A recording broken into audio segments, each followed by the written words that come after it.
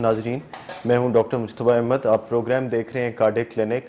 नाजरीन, जैसा कि आप जानते हैं कि K2 पर हर जुमेरात को 7:30 बजे हम लाइव प्रोग्राम दिल की बीमारियों के सिलसिले में लेके आते हैं और कार्डियक पेशेंट्स के लिए स्पेशली ये एक इंटरैक्टिव प्रोग्राम है जिसमें अगर आप कोई अपना कार्डियक रिलेटेड मसला डिस्कस करना चाहते हैं तो आप लाइव कॉल करके प्रोग्राम में शामिल हो सकते हैं।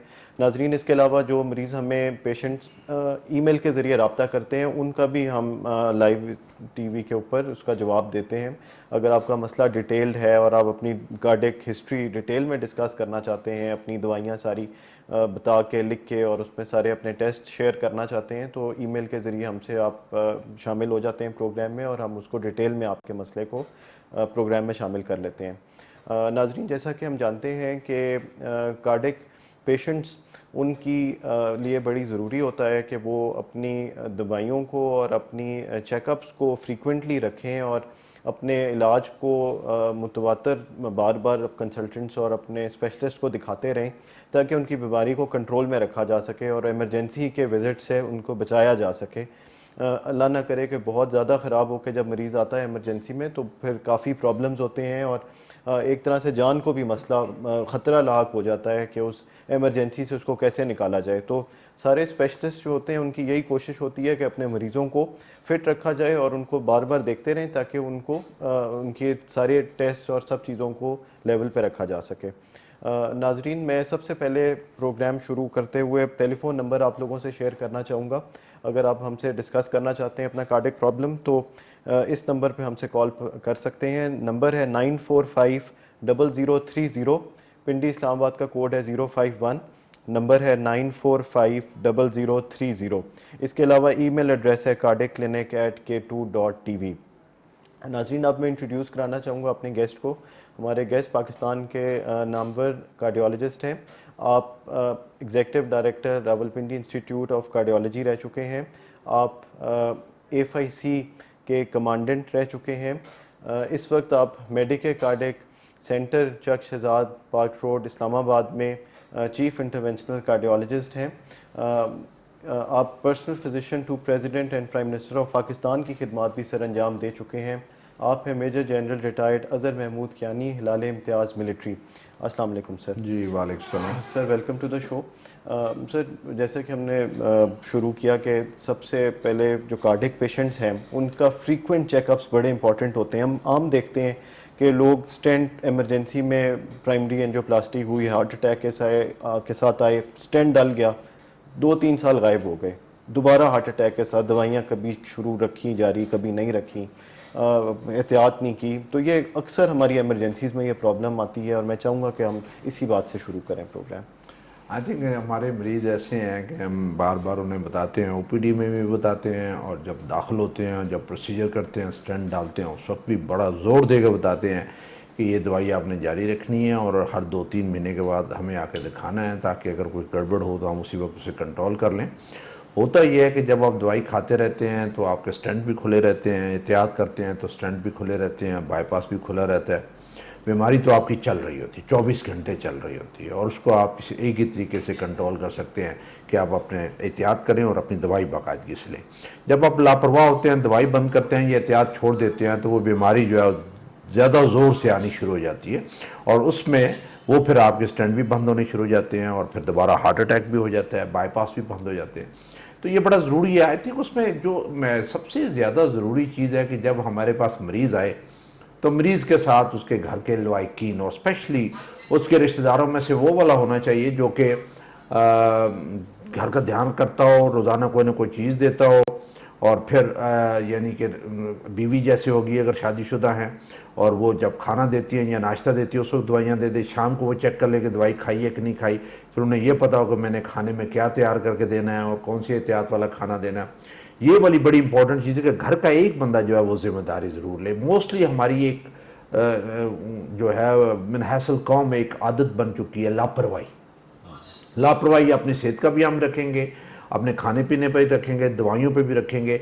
चले एक इशू आता है कि कहीं आप अफोर्ड ना कर सकते हो, लेकिन हमारी अभी जो दवाइयाँ हैं वो हम जो लिख के देते हैं उतनी हज़ारों में नहीं आती, वो 100 में आती हैं और वो भी महीने का बिल। मैं आपको कह रहा हूँ मैक्सिमम किसी का महीने का बिल आ जाएगा तो 2000 या 3000, इससे ज़्यादा नहीं आएगा। अगर आपको कोई महंगी दवाइयाँ लिख के देता है जो आप अफोर्ड नहीं कर सकते, तो आप उन्हें कहें डॉक्टर साहब मैं अफोर्ड नहीं कर सकता, मुझे ऐसी दवाइयाँ लिख के दें जो मैंने लेनी है और सस्ती और जो मेरे बजट के हिसाब से मैं खरीद सकता हूँ, वो लिखवाएं डॉक्टर साहब से। और जो महंगी लिखते हैं डॉक्टर साहब आपको दवाइयाँ, उनकी दवाइयाँ ही ना लें, उन्हें कहिए मुझे कोई दवाई अदरवाइज ये तो मैं अफोर्ड नहीं कर सकता। तो आप देखें, मैं मेरे पास भी मरीज़ बैठा हुआ और मैंने अगर उसे दवाई लिख के दी है और उसको अफोर्ड नहीं कर सकता, तो उसे मेरे मुंह पे कहना चाहिए कि डॉक्टर साहब मुझे ये अफोर्ड नहीं कर सकता, मुझे आप ऐसी दवाई लिख के दें जो मेरे बजट के हिसाब से इतने बजट में ले सकूँ, जो बहुत ज़रूरी है मुझे बता दें, ताकि मैं दवाइयाँ बंद ना करूँ और दवाइयाँ मैं बाकायदगी से लेता रहूँ। ये हमारा जो सबसे बड़ा मसला है, एक तो है लापरवाही, दूसरा है अफोर्डेबिलिटी कि हम उसका खर्चा महीने का इतना लंबा बर्दाश्त नहीं कर सकते। वो जिनको सरकारी तौर पे दवाइयाँ मिलती हैं या अस्पताल से मिलती हैं वो तो ठीक है, और जो अफोर्ड कर सकते हैं उनके लिए तो कोई मसला नहीं है, लेकिन वो जो अफोर्ड नहीं कर सकते, जो तनख्वाहदार, और तनख्वाह भी उनकी इतनी थोड़ी है कि मुश्किल से घर का खर्चा पूरा होता है, उनके लिए मुश्किल हो जाता है। लेकिन मेरा ये मशवरा होगा कि अगर आप मोबाइल फ़ोन बंद कर दें, अपने मोबाइल पे वो चीज़ें में टैक्सिंग वगैरह बंद कर दें और दवाइयों पे वो पैसा खर्च करें और वो बजट इस तरफ लगाएं जिसके लिए जो आपको सेहतमंद रखे और आप आइंदा काम करते रहें, अपने घर की भी देखभाल कर सकें और अपने बच्चों को भी देखभाल कर सकें। तो उस हिसाब से पीरियडिकली हर 3-4 महीने के बाद डॉक्टर साहब को ज़रूर दिखाएं, लेकिन बीच में अगर कहीं खुदा न खास्ता तकलीफ हो तो पहले आके डॉक्टर साहब को दिखा दें, ताकि आपको कोई नुकसान या हार्ट अटैक या ऐसी चीज़ ना हो। सर, एक कॉलर को साथ प्रोग्राम में शामिल करते हैं। अस्सलाम वालेकुम। जी वालेकुम सलाम। जी, कौन है, कहाँ से बोल रहे हैं? डॉक्टर साहब मैं शकील बात कर रहा हूँ रावलपिंडी से। जी शकील साहब। मेरी एज 47 ईयर्स है जी। और मेरा 1.25 साल पहले केबेज हुआ है। ठीक है। No hypertensive, no diabetes. जी। और जो केबेज हुआ था 60% एफिशिएंसी कार्डियक आउटपुट पे हुआ था। ठीक है। और मैं वॉक करता रहा, ये कोरोना से कुछ थोड़ा सा मैं वो नहीं निकला, तो उससे पहले ट्राइग्लिसराइड मेरा कंट्रोल में था। जी। अभी जो परसों मैंने ट्राइग्लिसराइड टेस्ट करवाया है उसमें कोलेस्ट्रॉल तो ठीक है, वो लेस देन 150 है। जी। ट्राइग्लिसराइड 260 है। ठीक है। और जो HDL वो 33। ठीक हो गया। सर मैं बहुत कम ऑयल यूज करता हूँ जी। कॉर्न ऑयल, मेरी मिसेज जो है वो भी पानी वानी डाल के को बनाती है। ठीक है। तो फिर ये क्यों ज्यादा हो रहा है? और दूसरा सर ये पूछना था कि ये जो ट्राइग्लिसराइड अगर ये ज्यादा है, ये कोई लॉस पास ना हो। रोटी जो है मैं पूरे दिन में 4 से 5, यानी एक सुबह लेनी, फिर 1.5, फिर 1.5। तो कहीं डाइट में सर आप बता दें कोई प्रॉब्लम तो नहीं हो रहा कि वो डाइट को बराबर नहीं? तो ये सिर्फ आपसे क्वेश्चन करना है कि ये मैं अच्छा जो है। शकील साहब, ये आपने जो टेस्ट कराया था ये फास्टिंग में था कि रैंडम था आपका कोलेस्ट्रॉल टेस्ट? ये सर फास्टिंग में था, और ये मैंने आपके इंस्टीट्यूट जो है रावल इंस्टीट्यूट, ये जो है बिल्कुल ठीक है रावल रोड जी, पे। और मेरी कितने घंटे की फास्टिंग के बाद कराया था, यानी कितनी देर भूखे रहे थे उसके बाद टेस्ट कराया था? ये सर रात 10 बजे मैं ये खाना पीना अमूमन छोड़ देता हूँ और सुबह 8 बजे पहुंच गया था वहाँ पे हॉस्पिटल में। ठीक हो गया। और जो मैं सर डोज ले रहा हूँ, जी जी, एक तो सर दूसरा सवाल मेरा ये है कि मैं लो प्लेट प्लस ले रहा हूँ जी, तो क्या ये लो प्लेट प्लस ही लेता रहूं या अभी लोप्रेन लूं? और दूसरा मैं अटारवेस्टाटीन जो है और कभी वो रोजवेस्टाटीन वो 20 mg ले रहा हूँ। ठीक है 20 mg। ठीक है। तो ये बस ये 2 गोलियां ले रहा हूँ। ठीक है। कभी कभार कार्सल शुरू में थी, अब वो कार्सल में नहीं लेता, लेकिन मैं टीचर हूँ, पढ़ाता हूँ, कोई मुझे इशू नहीं होता। और मैं अभी फिर दोबारा को 5-6 दिन हुए वॉक शुरू कर दिए। ठीक। ये रेस कोर्स पिंडी में क्योंकि कार्ड वार्ड नहीं बन रहा था, इन्होंने बंद किया। बहुत शुक्रिया शकील साहब, आपके इस सवाल का जवाब लेते हैं, प्रोग्राम सुनते रहिए। ऐसा शकील साहब थे, उन्होंने रावलपिंडी से कॉल की और 2 साल पहले इनका तकरीबन बाईपास हुआ था और इनका इजेक्शन फ्रैक्शन 60% है। काफ़ी ख्याल रखते हैं अपना। इनका कोलेस्ट्रॉल TG जो थे वो 260 आए हैं और HDL थोड़ा सा लो 33 आए हैं। लो प्लेट प्लस और अटोरवा लेते हैं क्या? एक तो लो प्लेट प्लस के बारे में सवाल था और दूसरा TG के बारे में सवाल था। इनका आपने क्या बताया, कब इनका कैबेज हुआ? तकरीबन 2 साल पहले। 2 साल हो गए। हाँ, इसमें सबसे पहले तो लो प्लेट प्लस को आप बंद कर दें। अब उसमें से सिर्फ लोप्रिन 75 मिलीग्राम वो शुरू कर दें। शुरू के 6 महीने साल लो प्लेट प्लस चलती है, बाईपास के बाद जो सर्जन हजरात है वो उससे लिख के देते हैं। लेकिन अब आप उसे बंद कर सकते हैं और सिर्फ लोप्रिन, जिसमें से एक ब्लड थिनर है, वो आप ले लें, लॉपरेन 75 मिलीग्राम। दूसरा जो टीजीज है 260 कोई आपके इतने ज़्यादा नहीं है और आपने इतने अरसे से वॉक भी नहीं की और दूध भी आप पीते हैं, डेयरी की जितनी चीज़ें हैं, चाहे दूध, दही या बेकरी का कोई भी सामान है, उससे आपका टीजी बढ़ता है और 260 इतना ज़्यादा नहीं है। 200 के इर्द गिर्द रहे तो फाइन। अगर आप ये वॉक शुरू करेंगे तो उसी से ये ठीक हो जाएगा। आप पहले ही टॉर्वास्टेटिन जो ले रहे हैं या रोज़ोवास्टेटिन जो ले रहे हैं वो उसने आपका कोलेस्ट्रॉल को कंट्रोल किया हुआ, आप वॉक करेंगे आपका HDL भी ऊपर चला जाएगा और ट्राइग्लिसराइड नीचे आ जाएगा। नेक्स्ट टाइम अगर आपने एग्जैक्ट ट्राइग्लिसराइड का पता करना हो तो कोशिश ये करें कि आपके टेस्ट से पहले कोई चिकनाई वाली चीज़ ना खाई हो 2-3 दिन पहले, और 12 से 14 घंटे का गैप होना चाहिए। जो पीछे आपने शाम को खाना खाया और सुबह जितने देर में सैंपल देना है वो कम से कम 12 से 14 घंटे का गैप होना चाहिए। अभी आपका 12 घंटे से कम था जो आपने सैंपल दिया, तो हो सकता है वो करें तो वो भी नॉर्मल हो। तो इसलिए ये 2-4 चीज़ें हैं कि डेयरी की चीज़ें कम होनी चाहिए, दही कम, दूध कम, 1 कप जो है वो बगैर मलाई के ले लिया करें, रोज़ाना आधा घंटा वॉक करें, तो इंशाल्लाह टीजी आपका जो है वो ठीक हो जाएगा। सर मैं ईमेल शामिल करना चाहूँगा। हमारे एक सुनने वाले हैं, 82 ईयर्स उनकी उम्र है, मुमताज़ हसन साहब उनका नाम है और दिल के मरीज़ हैं सर। इनको हार्ट अटैक हुआ 2013 में और इनको 3 स्टेंट डले, 2019 में दोबारा अटैक हुआ और 2 स्टेंट मज़ीद डले। इनको ब्लड प्रेशर भी है, शुगर भी है, गाउट भी है और पार्किंसन भी है, और ये दवाइयाँ लेते हैं एस्कार्ट, इस्मो, जेस्ट्रेल 10 mg, लो प्लेट में प्रेशर 50 हाफ BD, नॉर्वेस्ट 10 और ग्लूकोफेज और ज़ाइलोरिक, और बताते हैं कि इनको कमज़ोरी रहती है, जनरलाइज वीकनेस है, इतनी कमज़ोरी है कि उठना कई दफ़ा मुश्किल हो जाता है। यही सवाल था कि किस तरह ये इसको बेहतर किया जा सकता है सर। इनका क्रेटिनिन 1.3, यूरिया 52 और पोटेशियम 5.2 है, ब्लड CP नॉर्मल है, CK लेवल्स नॉर्मल हैं और वज़न भी इनका 155 पाउंड से 2 सालों में 15-20 पाउंड कम हुआ है। इस बारे में पूछना चाहता हूं। आई थिंक सबसे पहले तो ये अपने जो में प्रेशर कॉर्सल ये ले रहे हैं जी सर, तो कॉर्सल को आधी कर दें सुबह शाम, और 2 हफ्ते आधी करने के बाद फिर उसके बाद टोटली बंद कर दें। ये बीटा ब्लॉकर्स हैं और स्पेशली इस एज में आके कमज़ोरी बहुत ज़्यादा करते हैं, टांगों में जान नहीं रहती, टांगों में दर्द होता है और आपको जनरलाइज वीकनेस महसूस होती रहती है।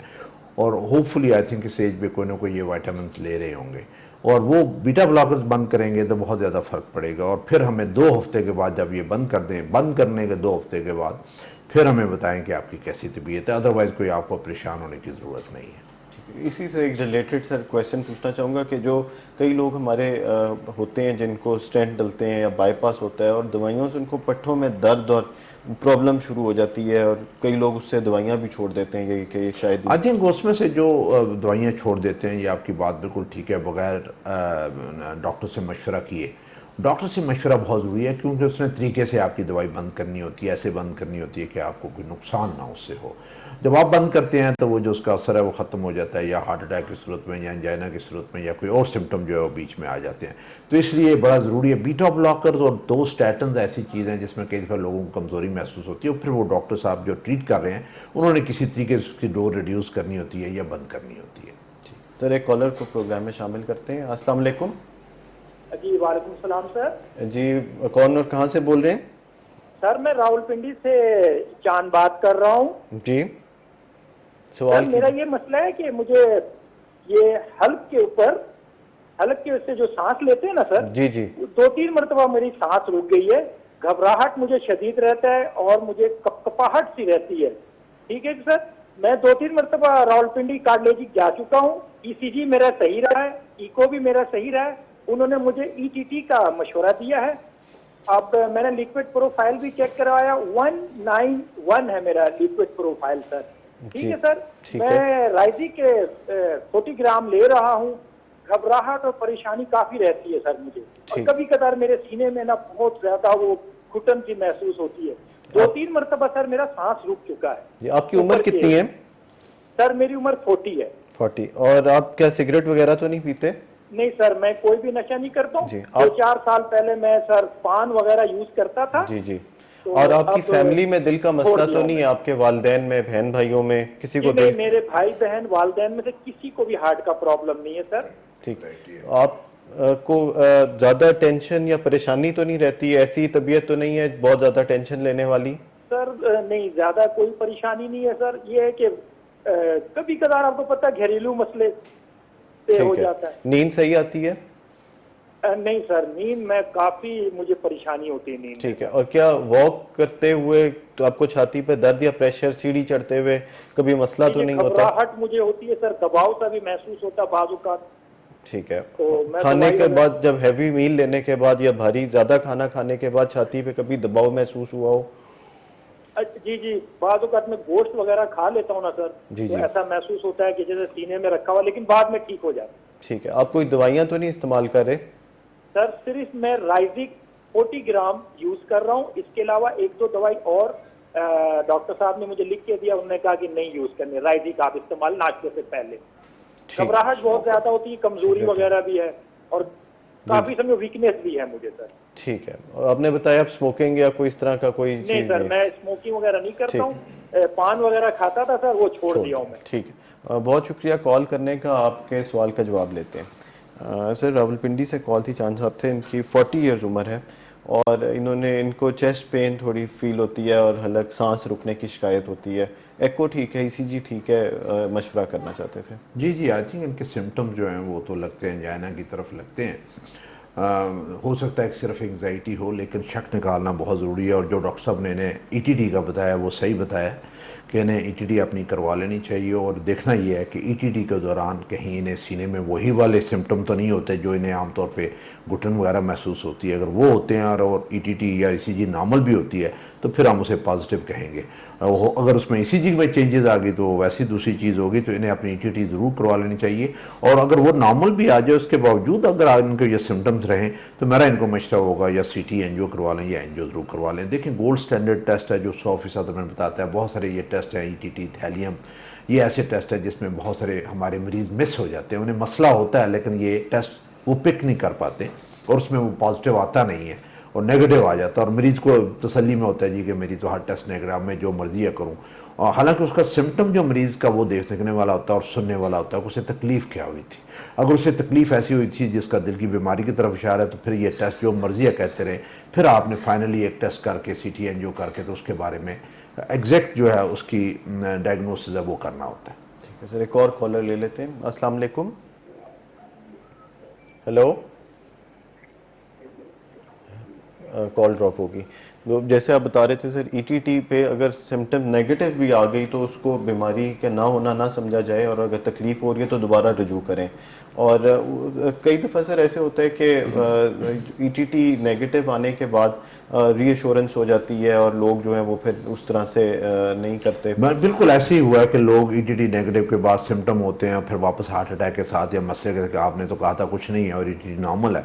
लेकिन मरीज़ को एक दफ़ा उससे कुछ निकलवाना बड़ा ज़रूरी है, तो उसे एक्चुअल उसे तकलीफ क्या हुई है, सिम्टम क्या हुए, उसे अलामात क्या हुई हैं, जिसके बाद मरीज़ ऐसे नहीं डॉक्टर के पास आता। जब उसे तकलीफ और उसे थोड़ा सा शक पड़ता है बीमारी के बारे में तो फिर वो डॉक्टर के पास आता है। और फिर अगर से डॉक्टर की जिम्मेदारी है कि एक दफ़ा अपनी तसल्ली कर ले कि मरीज़ तो उसने अपने फ़र्ज़ पूरा कर लिया, मेरे पास पहुँच गया, मैं उसको जब वापस भेजूँ तो मेरी तसल्ली 100% सही होनी चाहिए कि इस मरीज़ को कुछ नहीं है, जो मैं से बता रहा हूँ टेस्टों के हिसाब से वो सही बता रहा हूँ और आगे से मरीज़ को कोई उससे नुकसान नहीं होगा। लेकिन हमारे यहाँ ऐसे होता है कि ज़्यादातर यही जो टेस्ट हैं ये जब नेगेटिव आते हैं तो मरीज़ बड़ी तसल्ली में होता है, कुछ नहीं है, फिर खुराक में भी बेहतियाती शुरू कर देता है, एक्सरसाइज भी नहीं करता, सिगरेट पीना शुरू कर देता है। वो समझा उसे तो दिल की तकलीफ है ही नहीं, उसने तो चिट ले ली, अपनी हेल्थ जो है क्लीन चिट ले ली कि मुझे कोई मसला नहीं है। वो घर वालों को भी ये दिखाता रहता है, किसी के सुनने में किसी की बात भी नहीं सुनता।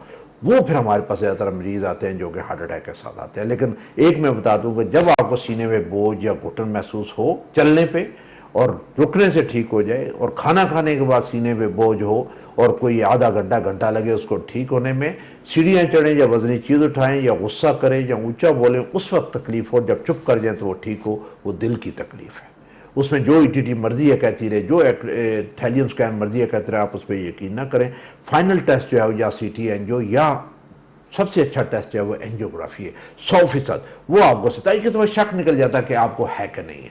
और कई दफ़ा होता है कि कुछ लोग हैं वो सिम्टम्स होते हैं वो बताते नहीं हैं, उन्हें तकलीफ होती है बताते नहीं कि कहीं कुछ निकल ना आए।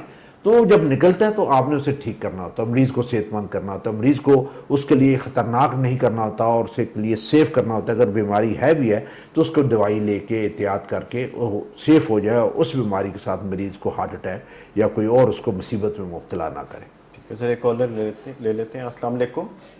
वालेकुम अस्सलाम। जी, कौन और कहाँ से बोल रहे हैं? सर मैं राशिद बात कर रहा हूँ कालाबाग मियाँवाली से। जी राशिद साहब, सवाल कीजिएगा।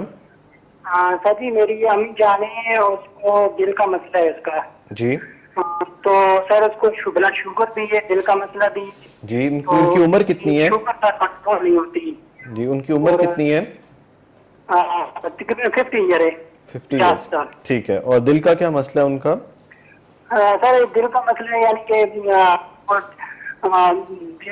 इंसुलिन भी, सॉरी इको इको वगैरह भी कर रही है, जी। 2 प्राइन वाली गोली भी इस्तेमाल कर दी है, लेकिन ये कि कुछ फर्क नहीं आ रहा। ठीक है, क्या उनको दिल में दर्द होती है, चेस्ट में पेन होती है?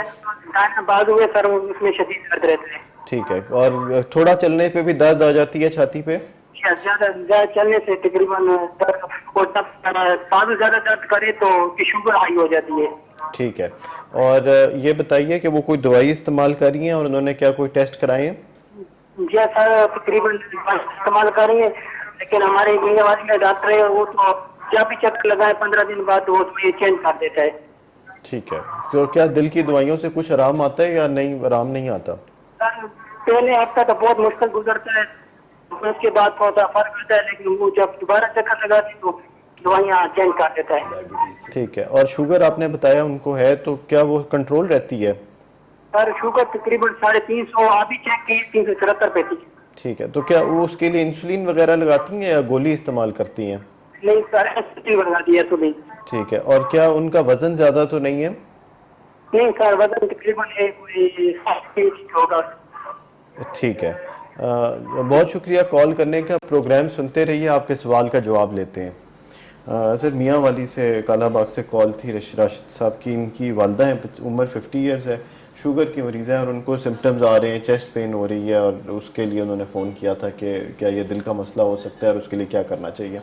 बिल्कुल, आई थिंक उम्र इनकी 50 साल है और 50 साल में भी शुगर, अनकंट्रोल शुगर जा रही है। ये नहीं बताया कि कब से शुगर है उन्हें, और दूसरा ये है कि ये नहीं बताया कि चलने से सीने में दर्द होता है कि नहीं होता, सिर्फ बाजू में दर्द का बताया।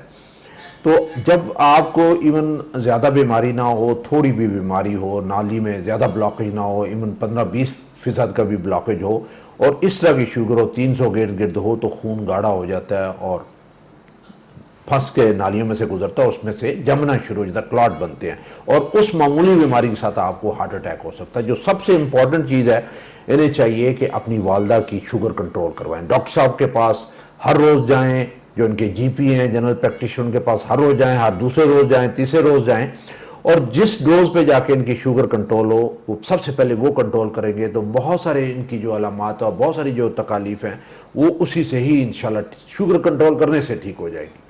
हो सकता है कि ये जो दर्द दिल का बता रहे हैं वो दिल वाला दर्द ना हो और वो मस्कुलर पेन हो, लेकिन ये भी है कि इस शुगर के साथ जब वो खून गाढ़ा होता है तो फिर वो दिल का दर्द करता है, एंजाइना करता है, और कई दफ़ा उससे हार्ट अटैक भी होता है। और जब हम लोगों की एंजियोग्राफी करते हैं तो पता ये चलता है कि नाली तो इतनी ब्लॉक नहीं थी, उसमें खून जमा हुआ और उसने हार्ट अटैक कर दिया। और उसमें से ज़्यादातर ये वो लोग होते हैं जिनका मोटापा होता है, जिनकी शुगर अनकंट्रोल होती है, जिनका ब्लड प्रेशर अनकंट्रोल होता है, जो सिगरेट पीते हैं और जलते नहीं हैं। उन लोगों में ये होता है कि बगैर ब्लॉकेज जो उन्हें हार्ट अटैक हो जाता है और उनके क्लॉट्स बन जाते हैं। तो इन्हें चाहिए कि सबसे पहले इनकी शुगर कंट्रोल करें। इनकी शुगर, सुबह की शुगर जो 120 मिलीग्राम से ऊपर नहीं होनी चाहिए बगैर खाए पिए, और शाम वाली जो शुगर है खाने से पहले वो 160 से ऊपर नहीं होनी चाहिए। इनसे जब शुगर इनकी इस तरीके से कंट्रोल होगी तो इंशाल्लाह इनके बहुत सारे मसले हल हो जाएंगे। इनको चाहिए कि पहले अपने डॉक्टर साहब के पास जाएं और अपनी शुगर कंट्रोल करवाएं। ठीक है, चलिए एक और कॉल ले लेते हैं। अस्सलाम वालेकुम। अस्सलाम वालेकुम जी, कौन और कहाँ से बोल रही हैं? मरियम बात कर रही है इस्लामाबाद से। जी, सवाल कीजिएगा। मेरे फादर को जो है वो हार्ट का प्रॉब्लम है। जी, थोड़ा सा ऊंचा बोलिएगा, आपकी आवाज़, अब आपकी आवाज़ नहीं समझ आ रही, थोड़ा ऊंचा बोलिएगा प्लीज़। मेरे फादर को हार्ट का प्रॉब्लम है जी। उनकी इकोग्राफी हमने करवाई थी, चेस्ट एक्सरे भी करवाया था, तो उनमें जो है डॉक्टर ने कहा है कि आपके फादर की जो है वो हार्ट बीट जो है 25% है। जी, और आपके फादर की एज कितनी है? 62। 62। और आपने बताया कि उनका एको हुआ था जो कि ठीक आया था, नहीं, उसमें क्या मसला आया था? तो मुझे था वो मैंने बताया था कि उनका 25% हार्ट 25% हार्ट का ठीक हो गया। और इससे पहले उनको कोई हार्ट अटैक वगैरह तो नहीं हुआ था? हाँ जी, डॉक्टर ने कहा था कि आपको हार्ट अटैक हो चुका है पहले। ठीक है। और क्या आपको पता नहीं चला जी, कि क्या आपके शुगर की फादर वजह से। शुगर के मरीज तो नहीं है? जी हाँ, शुगर के मरीज लेकिन उनका शुगर कंट्रोल है। कंट्रोल्ड है। और अभी उनको क्या मसला होता है? बहुत ज्यादा सांस चढ़ती है। क्या एक मेडिसिन मंथ क्या में ले रहे हैं? होगा। मेडिसिन क्या ले रहे हैं वो?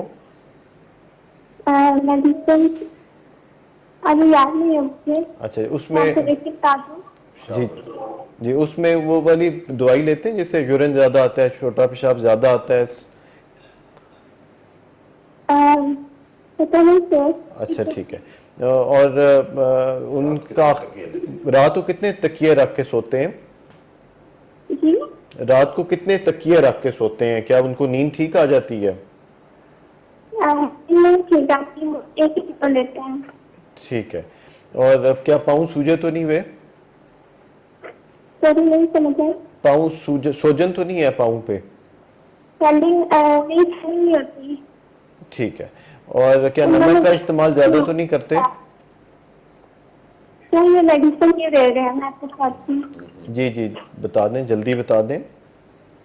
लॉपलेट, जी बेटर, जी लेसिस, जी एप्लिरॉन, जी कार्बिडियन, जी।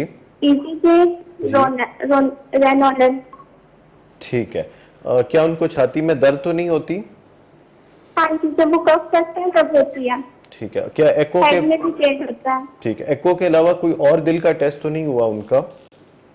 नहीं, सर ने कहा था कि एंजियोप्लास्टी। ठीक है, वो नहीं। जी मैंने जी कहा था एंजियोग्राफी होगी आपकी, जब आपकी कफ जो है वो ठीक हो जाएगी। ठीक है। और क्या उनके ब्लड टेस्ट ठीक है, रीनल फंक्शन और बाकी चीजें ठीक है? नहीं, वो उनमें भी थोड़ा इशू है। इशू है। क्रेटिनिन कितना है उनका, अगर आपको पता हो? सॉरी नहीं समझ आई। जी, ब्लड टेस्ट में क्रेटिनिन होता है जो किडनीज का टेस्ट होता है, वो आपको पता है कितना है उनका? किडनी कैसे? चलिए ठीक है। प्रोग्राम सुनते रहिए, आपको बताते हैं कि आगे क्या होना चाहिए और किस तरह इनको मैनेज करना चाहिए। प्रोग्राम सुनते रहें। सर ये फ़ोन था, मरियम थी इस्लामाबाद से, इन्होंने अपने फादर के लिए कॉल की। 62 इयर्स उनकी उम्र है और उनको साइलेंट हार्ट अटैक हुआ जिसमें उनका EF 25% है, चेस्ट पेन भी होती है और सांस भी चढ़ती है, और कुछ दवाइयाँ वो इस्तेमाल कर रहे हैं लेसिक्स जिसमें शामिल है। पूछना चाहते थे कि इसका क्या आगे कैसे ना हाँ, उसमें आई थिंक देखना ये है कि अगर इस 25% EF के साथ जो कोई हार्ट कमज़ोर हुआ है उनका, और उसी वजह से उन्हें सांस फूलती है और वो मेडिसिन ऑलरेडी ले रहे हैं, इन्होंने ये नहीं बताया कि उन्हें सांस चलने पे जो है फूलती है, ये चढ़ती है, या फिर लेटने पे चढ़ती है, कि आपने वो रूटीन के घर के जो काम काज हैं या बाहर बाज़ार वगैरह आराम से जा सकते हैं, कहीं जा सकते हैं इनमें अगर, और चलने से क्या है, सांस के साथ उनके सीने में दर्द होता है कि नहीं होता। अगर सीने में दर्द होता है तो फिर एंजियोग्राफी की ज़रूरत होगी, क्योंकि अगर ये 25% पहले एक हार्ट अटैक हुआ है, उससे दिल कमज़ोर हुआ है, तो अगर और कोई हार्ट अटैक होगा तो उसमें से 25% से भी नीचे EF चला जाएगा और फिर मुश्किल हो जाएगा। तो इसमें अगर कोई ऐसी नाली बंद है जिसको खोला जा सकता है और एंजियोप्लास्टी की जा सकती है, वो कर लेनी चाहिए। लेकिन सबसे पहले उनका हार्ट फेलियर जो है वो कंट्रोल होना बहुत ज़रूरी है। यानी वो लेटे तो उनकी सांस ना फूले, कुछ 10-15 मिनट चलें तो सांस ना फूले, लेसिक की दवाई अगर बढ़ानी पड़े गोली तो वो उसको बढ़ाया जाए। नमक इनके लिए बहुत नुकसानदेह होगा, बहुत कम इस्तेमाल करना, यानी तरकारी में इस्तेमाल करें, बाकी चाय आटे में जो है वो बिल्कुल इस्तेमाल ना करो, किसी चीज़ के ऊपर नमक डाल के ना खाएं। ये चीज़ें बड़ी इंपॉर्टेंट है और इनका ये बड़ा ज़रूरी है कि इनका जब तक मुआयना ना होगा आप कुछ एडवाइस नहीं कर सकते कि उनकी क्लिनिकल कंडीशन क्या सेफ़ है जो हम एडवाइस कर रहे हैं करना है एंजियोग्राफी के नहीं। और अगर तो नहीं, ये हार्ट फेलियर नहीं है और स्टेबल है, फिर तो हम एंजियोग्राफी कर सकते हैं। फिर दूसरा जो आपने इनसे सवाल पूछा था कि क्या उन्हें जो किडनी के और जो गुर्दे के फंक्शन हैं वो ठीक है कि नहीं है। जब गुर्दे के फंक्शन ख़राब होते हैं, जो कि नॉर्मली जिनका इतना EF कम हो और जो लेसिक्स वगैरह पे उनका EF जो है क्रेटिन कई दफ़ा ऊपर चला जाता है, उनमें हम कई दफ़ा जब ज़्यादा हो जाए तो हम एंजियोग्राफी नहीं कर सकते, तो वो देख के तो फिर ही हम आपको एडवाइस कर सकते हैं। ठीक है सर, एक और कॉल ले लेते हैं जी। अस्सलाम वालेकुम। वालेकुम। जी वालेकुम सलाम। कौन और कहाँ से बोल रहे हैं? ऐसा कुछ कराची से बात कर रहा था। तो मेरा जो है ना बाईपास में 8 साल हो गए हैं। 8 साल? जी जी जी, और जी। ये मेरे बैटरी भी लगी हुई है, ठीक है। मगर अब जो है ना वो मेरा जो हार्ट है वो इको हुआ था तो उसमें 25% काम कर रहा है। ठीक है। तो अब ये मुझे ये हो रहा है कि चलता हूँ ना तो वो सांस फूलती है। सांस फूलती है? जी जी। ठीक है। आपकी तो उम्र कितनी है? हमारे 73। 73। और क्या आप दवाइयाँ बाईपास के बाद खाते रहे बाकायदगी से? हाँ जी हाँ जी। और बाईपास के फौरन बाद आपका जो एक तो दिल का X1 फंक्शन था वो X1 कितना था? जी जी। दिल का फंक्शन बाईपास के बाद कितना था? बाईपास के बाद तो 60% था तकरीबन। ठीक है। तो अब वो है ना 30 तकरीबन इस वक्त है ना 25% है। ठीक है। और बैटरी भी लगी हुई है। अभी जो डॉक्टर साहब ने एक दवा दी मुझे बैटरी का Spectrum। मतलब बैटरी पेस मेकर जो आप बताना चाह रहे हैं? नहीं मैं ये चाह रहा था कि सांस भी फूल रही है ना, जी, जी। तो इसकी वजह अगर मालूम करना चाह रहा था। सेकमेंट भी इस्तेमाल कर रहा हूँ मैं भी, एक्सटेप इस्तेमाल कर रहा हूँ, लो प्लेट्स इस्तेमाल कर रहा हूँ, कंट्रोल इस्तेमाल कर रहा हूँ, ठीक।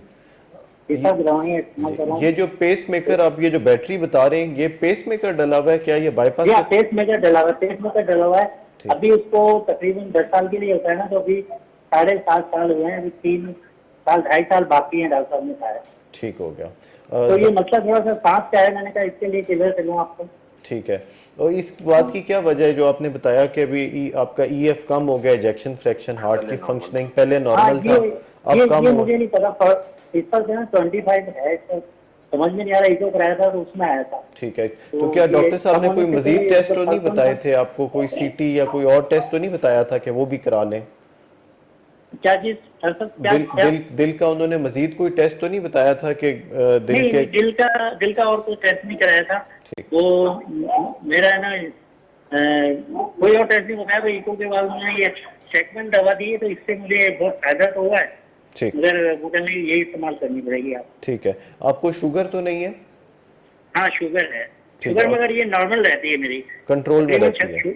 शुगर जी हाँ कंट्रोल में है। ठीक। मेरी शुगर तकरीबन 100 के अंदर रहती है और बात की जो है ना वो 200 तक रहती है। ठीक। और स्मोकिंग तो नहीं करते आप?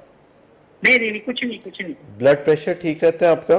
ब्लड प्रेशर भी 100%। इस गोली से मुझे सेगमेंट से 100 रहता है ऊपर, ठीक है। नीचे का जो है ना। और अभी वो आपको 50 तकलीफ क्या होती है? एक तो सांस चढ़ती है और क्या होता है? बस सांस ही कम होता है और कितना कोई- चलने पे सांस चढ़ जाती है? नहीं चलने के नहीं, वो थोड़ा सा चलता हूँ ना, जैसे यहाँ से लेके मतलब 20 कदम, तो थोड़ा थोड़ा फूलने लगती है। ठीक। और लेसिक्स आप ले रहे हैं दवाई लेसिक्स की? हाँ लेसिक भी ले रहा हूँ। लेसिक अभी उन्होंने शुरू की है, तो वो मैं 40 के लिए की थी, मगर 40 से इतना पेशाब आता है कि वो मैंने उसको 20 फुट कर दी है, क्योंकि वो इतना एज के हिसाब से जाया नहीं जाता ठीक है। और पाँव से चला नहीं जाता, पैर में भी वीकनेस हो गई है। ठीक है। बहुत शुक्रिया कॉल करने का। प्रोग्राम सुनते रहिए, आपके सवाल का जवाब लेते हैं। कराची से कॉल थी, उन्होंने बोला कि इनका बाईपास हुआ था 8 साल पहले, उम्र इनकी 73 इयर्स है, शुगर के मरीज़ हैं, पेस मेकर भी डला हुआ है, ईएफ कम हो गई है सर और सांस चढ़नी शुरू हो गई है। हाँ जी, वो ईएफ कम हुई तो उसी वजह से ऐसे पंपिंग सही नहीं हो रही और वो सारा पानी जो है वो फेफड़ों में इकट्ठा हो जाता है और फिर जिगर में भी इकट्ठा हो जाता है, आंतों में भी इकट्ठा हो जाता है, मैदे में भी इकट्ठा हो जाता है, तो कई दफ़ा भूख भी नहीं लगती। तो बड़ा ज़रूरी है कि उस पानी को निकालना बहुत ज़रूरी है। आई थिंक उनके डॉक्टर साहब हैं जो उन्होंने लेसिक्स की जो या 2 लेसिक्स होती है या फिर 2 दवाइयों का कॉम्बिनेशन होता है, स्पायरोमाइड है या लेजोराइड है, वो हम देते हैं ताकि पोटेशियम की कमी ना हो। लेकिन वो देखते रहते हैं कि इलेक्ट्रोलाइट्स पोटेशियम ठीक है कि नहीं, यूरिया क्रिएटिनिन ठीक है कि नहीं। अगर वो नॉर्मल है तो फिर आप स्पायरोमाइड या लेजोराइड देते हैं, और अगर पोटेशियम ऊपर की तरफ हो और यूरिया और क्रिएटिनिन भी ऊपर की तरफ हो तो फिर सिर्फ लेसिक्स दी जाती है और एल्डेक्टोन वगैरह को उसको अवॉइड किया जाता है। तो इनको डोज एडजस्ट करने की ज़रूरत है लेसिक्स की, या साथ एल्डेक्टोन वगैरह को शुरू करने की ज़रूरत है ताकि इसकी सांस जो है इनकी वो बेहतर हो जाए। वो डोज एडजस्ट होगी, हो सकता है कि लेसिक एक की बजाय 2 गोलियां कर दें, एक सुबह कर दें, एक दोपहर को कर दें, तो इनका सांस बेहतर हो जाए। लेकिन साथ ही साथ इनके इलेक्ट्रोलाइट्स के टेस्ट कराने होंगे और देखना होगा कि कहीं पोटेशियम लोअर साइड पे तो नहीं है। अगर लोअर साइड पे हो तो फिर ज़रा डेंजरस हो जाता है, उसमें रिदम वगैरह गड़बड़ हो जाता है, फिर उसे ठीक करना पड़ता है और पोटेशियम की रिप्लेसमेंट देनी पड़ती है, नियो के या इस तरह कोई के लाइट जो सिरप की शक्ल में। तो ये डॉक्टर साहब को दिखाना बहुत ज़रूरी है और डॉक्टर साहब से अपनी लेसिक्स की डोज जो है वो एडजस्ट करानी बहुत ज़रूरी है, तब जाके इनकी जो है सांस बेहतर होगी। और रात को अगर सोए हुए नहीं होती है तो फिर तकियों को ज़रा ऊंचा करके तो लेटना पड़ेगा, ताकि रात को लेटे हुए फेफड़ों में पानी ना भरे, अगर भरे तो उससे सांस खराब ना हो। तो लेसर की डोज एडजस्ट करने से इंशाल्लाह आपकी तबीयत बेहतर हो जाएगी। और आपने जो कार्डियोलॉजिस्ट हैं जिन्होंने आपका बाईपास किया था सर्जन, या फिर वो फिजिशियन जिनको आपने पहले दिखाया था, एंजियोग्राफी की थी, अगर उनके पास चले जाएं तो मुझे उम्मीद है कि इंशाल्लाह वो आपकी दवाइयाँ ऐसे एडजस्ट करेंगे कि आपकी सांस वाला ये मसला काफ़ी हद तक बेहतर हो जाएगा। ठीक है, वो बता रहे थे कि 40 mg की है तो मैं आधी ले रहा हूँ क्योंकि मेरे हाँ वो अच्छा, ये जो मरीज़ जो है ना वो अपनी बीच में जो डॉक्टर शुरू कर देता है कि डॉक्टर ने एक डोज बताई है तो अपनी मर्जी से 2 की बजाय 1 गोली मैंने खानी शुरू कर दी है, और ये थी तो उसको मैंने आधी गोली कर दी है। तो डॉक्टर ने कुछ सोच समझ के आपको एक दवाई या डोज एडजस्ट की होती है जिससे आपको मैक्सिमम फ़ायदा होता है। कम करने से फिर वो फ़ायदा नहीं होता, नुकसान होता है। जितनी आप डोज ले रहे होते हैं वो जो फ़ायदा चाहिए वो नहीं मिल रहा था। तो अगर आप लेसर की वही डोज 40 वाली बढ़ा दें तो हो सकता है कि आपका सांस वाला मसला जो है वो ठीक हो जाए। सुबह नाश्ते के बाद ले लें ताकि यूरिन वगैरह जो है वो आप जितना सोने से पहले कर सकते हैं वो करें। देखिए, इससे हमारा तो मकसद ही यही है इस दवाई से कि आपका यूरिन ज़्यादा आए और आपके जिस्म में जो पानी है बहुत ज़्यादा निकले और आपकी सांस ठीक हो। तो अगर आपने वही रोक दिया तो इस सारी दवाई का और इस सारी कोशिश का कोई फ़ायदा नहीं होगा। ठीक है सर, एक और कॉलर ले लेते हैं। अस्सलाम वालेकुम।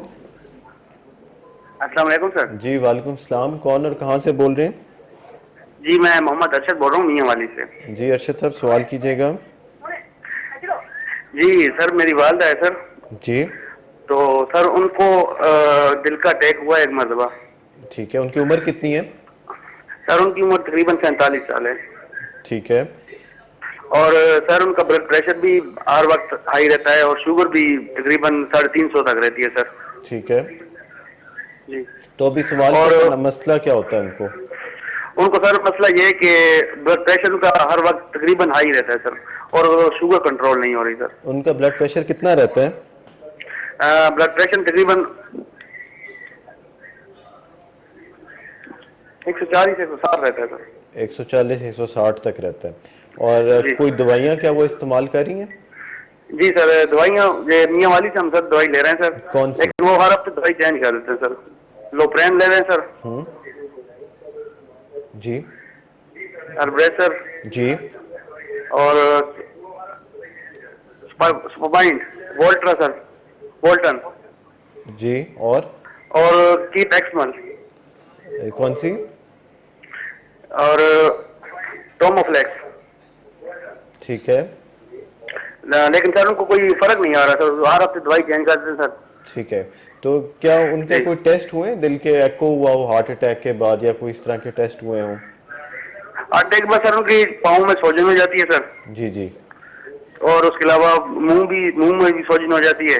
ठीक है। और टाइफाइड भी है सर उनको। अच्छा ठीक है। ठीक है, बहुत शुक्रिया कॉल करने का। आपके सवाल का जवाब लेते हैं। सर अरशद साहब थे मियांवाली से, और इनको इनकी वालदा 45 साल उम्र बताई, हार्ट अटैक हुआ है, शुगर ब्लड प्रेशर की उनको मसला है।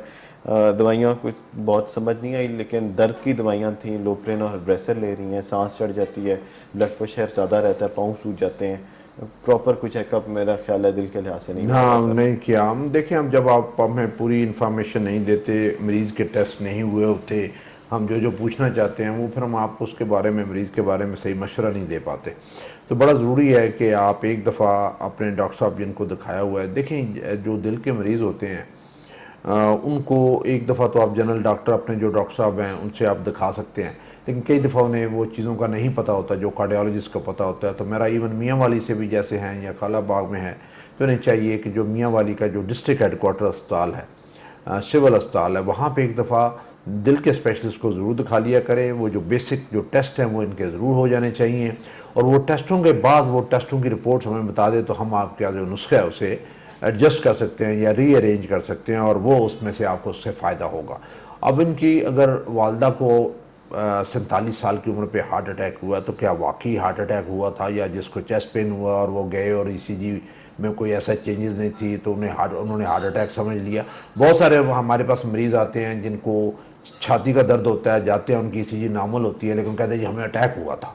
तो वो अटैक नहीं होता, वो एक सीने में दर्द होता है, कई दफ़ा दिल का दर्द नहीं होता, पट्ठों का दर्द होता है, तो वो डॉक्टर साहब जिन्होंने टेस्ट किया होता है, जो हार्ट स्पेशलिस्ट है, वो स्पेसिफिक टेस्ट हमें बताते हैं कि ईसीजी ख़राब थी कि नहीं थी, इको में कोई मसला था, खून के टेस्टों में कोई मसला था कि नहीं था, कौन सी दवाइयाँ शुरू की, वो दवाइयाँ दे के फिर आगे आगे आगे हम आपको मशवरा देते हैं। तो मेरा आपको ये मशवरा होगा, इनको ये स्पेशली मशवरा होगा कि एक दफ़ा स्पेशलिस्ट को जाके वहाँ DHQ अस्पताल मियाँ वाली में, सिविल अस्पताल में ज़रूर दिखा के फिर हमारे साथ दोबारा बात करें। ठीक है सर, एक और कॉल ले लेते हैं। अस्सलाम वालेकुम। हेलो हेलो, अच्छा कॉल ड्रॉप होगी। अब साथ ये भी बता रहे थे जैसे इनकी भी शुगर और ब्लड प्रेशर दोनों अनकंट्रोल्ड थे, और आपने पहले भी जिस तरह बताया कि शुगर ज़्यादा होने से क्लॉट बनते हैं और कई दफ़ा मसले बन जाते हैं। तो कुछ तरीका बता दें सर, शुगर जिनकी देखिए ज़्यादा है तरीका वो तो ये है कि शुगर कंट्रोल करनी है। कैसे? हाँ, शुगर कैसे कंट्रोल होती है? जब आप शुगर बंद कर देते हैं, मीठा बंद कर देते हैं, और जब शुगर की दवाई लेते हैं और फिर रोज़ाना आधा घंटा चलते हैं, फिर जाके कंट्रोल होती है। सिर्फ सोचने से शुगर कंट्रोल नहीं होती, मरीज को खुद कुछ करना पड़ता है, एहतियात खुराक में और दवाई बाकायदगी से, और चलना पड़ता है, फिर जाके कंट्रोल होती है। लोग कहते हैं कि एक गोली दें और एक टीका लगाएं और उनकी शुगर हमेशा के लिए कंट्रोल हो जाए, ऐसा नहीं है। ये सारी उम्र का मसला है, कब्र तक आपने शुगर को कंट्रोल करके रखना है। दवाई ऊपर नीचे होती रहेगी, उसी हिसाब से एडजस्ट करवाते जाए डॉक्टर साहब से, खुराक में परहेज रखें और रोज़ाना वॉक करें, फिर जाके ये कंट्रोल होगी। जैसे मैंने पहले कहा, कोशिश ये करें कि आपकी जो शुगर है 110 पीस से सुबह खाने से पहले ना जाए और शाम के खाने से पहले 160-70 से ऊपर ना जाए। एक कमर्शियल ब्रेक का टाइम है। नाजरीन हाजिर होते हैं एक छोटी सी ब्रेक के बाद। नाजरीन, आप प्रोग्राम देख रहे हैं कार्डियक क्लिनिक। प्रोग्राम में लाइव कॉल करके प्रोग्राम का हिस्सा बन रहे हैं। नंबर मैं बता देता हूँ 94500330। अगर आप कार्डियक पेशेंट हैं तो आप हमसे मशवरा कर सकते हैं लाइव कॉल करके। नाजरीन, आज की हमारे प्रोग्राम में बहुत से कॉलर्स आए जिनकी दिल के मरीज़ हैं और शुगर और ब्लड प्रेशर कंट्रोल नहीं हो रहा, और जनरल साहब ने काफ़ी डिटेल में बताया कि एक्सरसाइज, बाकायदगी से दवाई और साथ परहेज़ के साथ इसको कंट्रोल किया जा सकता है, और अगर कंट्रोल रखेंगे तो कार्डियक प्रॉब्लम आपका जो है वो कम होगा और कम चांस होगा कि आपको अटैक हो या आपकी बीमारी ज़्यादा ख़राब हो। एक कॉलर हमारे साथ हैं प्रोग्राम में, उनको शामिल करते हैं। अस्सलाम वालेकुम। वालेकुम सलाम सर। जी, कॉलर कहाँ से बोल रहे हैं? मैं सर मुजफ्फराबाद जाती से बोल रहा हूँ, अब्दुल अवान। जी अवान साहब, सवाल कीजिएगा। सर मुझे प्रॉब्लम हुई थी हार्ट की। जी, मैं FIC में गया, उन्होंने चेक किया, मुझे कहा कि आपके 2 वाल बाने, एक 35% है, एक 45%। ठीक है। एक बाल मेरा 35% बांधा है, 45% है, एक वेन सुपड़ी हुई है। ठीक हो गया। तो उन्होंने मुझे ऑपरेशन का कहा था सर, मुझे दवाइयाँ भी दी थी, वो मैं खाता हूँ, आज 5-6 माह हो गए हैं। ठीक है, मैं ठीक हूँ। ठीक है। तो सर ऑपरेशन करवाऊँ या ना करवाऊँ? आपकी उम्र कितनी है? 56 सर। 56। और आपका दिल का फंक्शन कितना है? एको टेस्ट के ऊपर कितने % दिल काम कर रहे हैं? सर इस बात का मुझे नहीं पता, मैंने चेक करवाया, उन्होंने मुझे कहा तो ये ठीक है। आपको 35% शुगर या ब्लड प्रेशर तो नहीं है? शुगर है सर। ठीक है। क्या कंट्रोल रहती है शुगर? जी सर। ठीक है। और आपको दवाइयाँ खाने के साथ क्या छाती में दर्द या दबाव तो हाँ सर, मुझे प्लेट प्लस, कार्डिनेट, डिस्कार्ड और क्रोस्टान और जो दूसरी जो आप बता रहे हैं वो पेशाब वाली क्या होती है, लासिक। जी जी, ठीक है। खाता हूँ सर। आपको क्या छाती में दर्द तो नहीं होता चलने पे, छाती पे? नहीं होता सर। सर डॉक्टर ने मुझे चलना मना किया, सीढ़ियाँ और ये चढ़ना मना किया हुआ। मैं जॉब पे जाता हूँ, जॉब करता हूँ, महकमा सेहत में स्टूडेंट। ठीक है। सिगरेट वगैरह तो नहीं पीते? नहीं सर, सिगरेट नहीं पीता। ठीक है। और इसके अलावा कोई, यानी कभी रात को छाती पे दबाव आ जाता हो या खाने के बाद कभी महसूस कर लेते हो, कभी घबराहट होती हो, ऐसे तो नहीं होता? पहले हुआ करता था सर, जब से मेडिसिन ले रहा हूँ नहीं होता, वैसे कभी कभार थोड़ी सी घबराहट हो जाती। ठीक है। बहुत शुक्रिया कॉल करने का। आपके सवाल का जवाब लेते हैं। सर अवान साहब थे, इन्होंने मुजफ्फराबाद से कॉल की और इनकी 56 ईयर्स उम्र है, शुगर के मरीज़ हैं और इनकी एंजियोग्राफी पे बीमारी निकली और बाईपास हुआ है इनको एडवाइस। पूछना चाहते थे बाईपास कर मुझे कराना चाहिए। वो जो ये ब्लॉकेज बता रहे थे वो बड़ा थोड़ा ब्लॉकेज बता रहे थे, उसमें तो बाईपास नहीं होता। मैंने वो 40 और 50% बता रहे थे। जी सर। 40 और 50% ब्लॉकेज में तो बाईपास नहीं होता, ये ज़्यादा ब्लॉकेज हो गई। शायद इन्हें कोई गलतफहमी हुई है या गलत इन्होंने सुना है। वो रिपोर्ट अगर हमारे सामने रख देते तो वो या पढ़ के हमें बता देते तो हमें कुछ आइडिया हो जाता कि अगर वाकई बाईपास की ज़रूरत है कि नहीं है।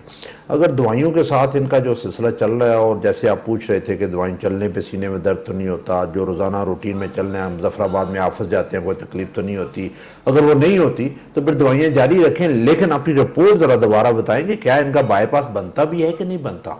अगर जितनी ये ब्लॉकेज हमें बता रहे हैं थोड़ी ब्लॉकेज है, उसमें तो हम बाईपास नहीं करते और किसी पेशेंट को जो है वो उसको फिर मेडिसिन दवाइयों पे रखते हैं और फिर देखते रहते हैं जब कहीं टाइट 70% या उससे ऊपर ब्लॉकेज हो तो फिर जाके स्टैंड या बाईपास जो है वो करते हैं। तो इनकी रिपोर्ट ज़रा देखनी होगी, बगैर देखे रिपोर्ट पे हम उस पर कमेंट नहीं कर सकते। लेकिन इन द मीन टाइम जब तक ये चीज़ें क्लियर नहीं होती इन्हें अपनी दवाइयाँ जारी रखनी चाहिए और अपने ऑफिस वगैरह जो है वो बेशक जाते रहें। ठीक है अवान साहब, आप बेशक ईमेल के ज़रिए हमें तस्वीर लेके एंजियोग्राफी रिपोर्ट की, ECG की, एको की, टेस्टों की, cardiaclinic@k2.tv नीचे लिखा हुआ आ रहा होगा, इस पे ईमेल कर दें तो उस पे देख के हम आपका मसला अगले प्रोग्राम में शामिल कर लेंगे। कई सर पेशेंट्स होते हैं जिनको दिल का इस तरह बाईपास एडवाइस होता है और दवाइयों पे भी वो रख लिया जाता है और वो ठीक रहते हैं, तो क्या ऐसे कौन से पेशेंट्स हैं जिन्हें बाईपास अर्जेंट रिक्वायरमेंट होती है और जल्दी उनका बाईपास होना चाहिए? देखिए, जिनकी लेफ्ट साइड की आर्टरीज बंद हो, स्पेशली लेफ्ट मेन बंद हो या LAD ऐसे बंद हो, उनको ज़रूर कर लेना चाहिए, क्योंकि ये ऐसी आर्टरीज हैं जो कि इससे जो डैमेज होता है तो बहुत ज़्यादा डैमेज होता है। हार्ट अटैक होता है तो बहुत बड़ा हार्ट अटैक होता है, हार्ट जो है बिल्कुल कमज़ोर हो जाता है, तो उसको बचाना बहुत ज़रूरी है। लेकिन अगर आपकी दवाइयों के साथ आपको आराम है और रोज़ाना के काम काज करते हुए आपको सीने में दर्द नहीं होता, खाना खाने के बाद दर्द नहीं होता और कहीं आपको एंजेस्टेड ज़बान की चीज़ें रखने की ज़रूरत नहीं पड़ती, तो फिर आप बेशक दवाइयाँ जारी रखें और दवाइयों के बावजूद तकलीफ़ हो तो फिर डॉक्टर साहब के पास आएँ और फिर बाईपास का सोचें। ठीक है सर, एक और कॉलर को प्रोग्राम में शामिल करते हैं। अस्सलाम वालेकुम। हेलो जी अस्सलाम वालेकुम। वालेकुम सलाम, मैं राशिद बोल रहा हूँ रावलपिंडी से। जी राशिद साहब, सवाल कीजिए। RIC में मेरा हुआ था, ये अपना स्टैंड पड़ा था, पूरे 2 साल हो गए जी। तो दवा मैं रेगुलर ले रहा हूँ जी। मगर ये है कि मेरा चलने में बहुत ज़्यादा सांस फूलता है और मेरे दोनों बाजुओं में और टांगों में शदीद दर्द रहता है और ये मैं दवा जो है ना रेगुलर ले रहा हूँ RIC से। जी। तो और शुगर जो है मेरी ज़्यादा रहती है और मैं इंसुलिन पर हूँ, इंसुलिन ले रहा हूँ, मगर ये है कि मेरे बाद टाइम मुझे चक्कर आते हैं, लेटने के बाद जब मैं उठता हूँ तो मुझे चक्कर से आते हैं। आपकी उम्र कितनी है? मेरी उम्र 64। 64 और आपके 54? जी ठीक है, और आपके एको हुआ होगा, उस पे दिल कितने % काम? एको 40% है मेरी। ठीक है, और अब 40% है। और ये शुगर कितनी रहती है आपकी? शुगर मेरी सुबह जो फास्टिंग में रैंडम में आई है वो 324 आई है, अभी मैंने रिपोर्ट कराई है पिछले हफ्ते। ठीक हो गया। और अब दवाइयाँ कौन सी इस्तेमाल करते हैं? दवाई मैं ले रहा हूँ, कार्डिवेट है, लोप्लेट है और लेप्रिक्स है, जी-माइड है और ट्रिकेट है और ये कैप्जोल है जी। और कार्डिनेट है। और अभी कल परसों से मेरा वो सुबह उठता हूँ तो मेरी उंगलियां और पैर सूज जाते हैं, तो उसके लिए मुझे ज़ोरिक लिख के दिया है। ठीक है, आपके ब्लड टेस्ट सारे ठीक है? ब्लड के अंदर यूरिक एसिड मेरा बढ़ा हुआ है, अभी बताता हूँ, ये रिपोर्ट में सामने ही है जी, और मेरा ये जो है ये क्रिएटाइन भी बढ़ा हुआ है 1.3 है और यूरिक एसिड 9.48 है। ठीक हो गया। और जी जी जी, और मेरा ये WBC जो है ये बढ़ा हुआ है। ठीक हो गया। ये ब्लड CP में बढ़ा हुआ था। और लीवर के अंदर जो है ना मेरा ये लीवर में तो ठीक है। ठीक है, और क्या बुखार वगैरह तो नहीं रहता? नहीं, चक्कर आते हैं जब मैं खड़ा होता हूँ और ये सीने में कभी कभी दर्द उठता है, बाजू में मुसलसल दर्द रहता है, मसल का प्रॉब्लम है। ठीक है, ब्लड चलने से सांस फूलता है, सीढ़ी तो बिल्कुल शुगर क्यों नहीं कंट्रोल हो रही, वो क्या वजह है? शुगर मैं इंसुलिन ले रहा हूँ, अभी वो बढ़ा रहे हैं मिकदार 30 से 36/25 की हुई है, रात को ये की है।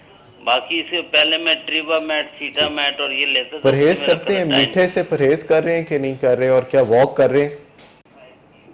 वॉक तो मैं नहीं करता, वो कम ही करता हूँ, वॉक नहीं करता। और परहेज? हाँ जी, परहेज और करते हैं? परहेज तो मेरा ये सारा है, परहेज तो मैं करता हूँ। ठीक है। आम तो नहीं खाया आपने इस गर्मियों में? आम इतने नहीं, जितने मैं खाता हूँ उतने नहीं खाए। चलें जी, बहुत शुक्रिया कॉल करने का। आपके सवाल का जवाब लेते हैं। सर, रावलपिंडी से कॉल थी, राशिद साहब थे, इनकी उम्र 54 है, डायबिटिक हैं, स्टेंट पड़ा था 2 साल पहले, ये 40% है, और वही सांस चढ़ने की, सूजन की मसला रहता है, छोटे जॉइंट्स में दर्द रहता है, दवाइयाँ ये दिल की इस्तेमाल कर रहे हैं, इस बारे में मशवरा करना चाहते हैं। आई थिंक सबसे पहले तो देखें इनकी शुगर बहुत ही एरेटिक, कि सुबह 350 शुगर है। इसमें तो आप कमज़ोर भी होंगे, चक्कर भी आएंगे, जिस्म भी सुन्न हो जाएगा, उंगलियां भी सुन्न हो जाएगी, हार्ट अटैक दोबारा हो जाएगा, स्टेंटों में खून जम जाएगा, स्टेंट बंद हो सकते हैं। ये तो बहुत ही ख़राब शुगर है आपकी। आप सबसे पहले ये काम करें, अपने डॉक्टर साहब के पास जाएं और अपनी शुगर को कंट्रोल करवाएं। जैसे मैंने पहले एक और मरीज के बारे में कहा था कि इनकी शुगर सुबह फास्टिंग 120 से ऊपर नहीं होनी चाहिए, और शाम वाली जो शुगर है खाने से पहले 160 से ऊपर नहीं होनी चाहिए। आपके बहुत सारे मसले जो आपने हमें बताए हैं वो सिर्फ शुगर कंट्रोल करने से ही ठीक हो जाएंगे। आपको तो ज़्यादातर मसला चक्कर आना, कमज़ोरी महसूस होना, आप वॉक भी नहीं कर रहे, आपको वॉक करनी चाहिए, पैदल चलना चाहिए तेज़, कम से कम आधा घंटा रोज़ाना आपको पैदल चलना चाहिए। और सबसे पहला काम ये करें, जो इमरजेंसी है इस वक्त, वो ये है कि आप अपनी शुगर को कंट्रोल करें ताकि आपका सिस्टम, बाकी सिस्टम जो है वो ठीक हो। ठीक है। स्टेंट के बाद सर, जैसे स्टेंट हो जाते हैं या बाईपास हो जाते हैं, और उसमें स्पेशली शुगर का ख्याल करना बहुत ज़्यादा ज़रूरी होता है। पोस्ट स्टेंटिंग किस तरह जो है आपकी जो चेकअप्स वगैरह जो आप कराते रहें, और शुगर को किस तरह कंट्रोल, यानी किस रेंज में, जैसे अभी आपने एक रेंज बताई है, उसी रेंज में आई थी जो रेंज मैंने पहले बताई, इसी रेंज में कंट्रोल करना चाहिए। वरना स्टेंटों पे ऊपर दोबारा बीमारी आ जाती है, फिर स्टेंट पे खून जम जाता है, उससे हम स्टेंट थ्रोम्बोसिस कहते हैं। अगर आपका बाईपास हुआ तो बाईपास बंद होने शुरू हो जाते हैं, और बाईपास की जगह पे नई और बीमारियां आनी शुरू हो जाती हैं, नई जगह पे ब्लॉकेजेस आने शुरू हो जाते हैं, नालियों में गुर्दे फेल शुरू हो जाते हैं, दिमाग की नालियां बंद होती है, आपको फालिज होना शुरू हो जाता है, आंखों की नालियां जो है वो वैसी खराब होती हैं जब आपका शुगर कंट्रोल खराब हो, रेटिनोपैथी, और आपके अंदर हेमरेजेस और खून की नालियां फटनी शुरू हो जाती है, और नज़र आपकी बहुत कमज़ोर हो जाती है, और ट्रीटमेंट करने से भी वो ठीक नहीं होती। पाँव सुन्न होने शुरू हो जाते हैं, पाँव में कुछ महसूस नहीं होता, पाँव पे ज़ख्म होते हैं, आपको पता नहीं चलता ज़ख्म हो गए हैं, वो ज़ख्म बढ़ता चला जाता है, बढ़ते बढ़ते वो गैंग्रीन बन जाता है, फिर पाँव या आपकी पाँव की उंगलियां काटनी पड़ती हैं, या पाँव पूरा या टांग पूरी काटनी पड़ती है। तो ये सब कुछ शुगर की वजह से होता है, और शुगर को जो कंट्रोल करना है वो बहुत ज़रूरी है। और जो मैंने लेवल बताए हैं कि 120 से ऊपर फास्टिंग नहीं होनी चाहिए, और शाम वाली खाने से शुगर 160-70 से ऊपर नहीं होनी चाहिए। सर, मैं आपका शुक्रिया अदा करना चाहूँगा। प्रोग्राम का वक्त ख़त्म हुआ चाहता है। नाजरीन, आज का प्रोग्राम उम्मीद है आपको मुफीद लगा होगा, और आज का टेक होम मैसेज यही है कि अपनी शुगर का, जो मरीज़ हैं उस शुगर का स्पेशल ख्याल करें, और दिल के मरीज़ हैं फिर तो बहुत ही ज़्यादा ख्याल करें, और जैसे कि लेवल्स बताए हैं उनके अंदर रहते हुए इसको कंट्रोल करें ताकि कोई एमरजेंसी ना हो। अगर आपकी कॉल नहीं मिली तो आप हमें ईमेल कर सकते हैं, हमारा ईमेल एड्रेस है cardiaclinic@k2.tv। उम्मीद है कि आपको प्रोग्राम अच्छा लगा होगा। अगले हफ्ते फिर हाजिर होंगे। इजाज़त दीजिए, अल्लाह हाफिज़।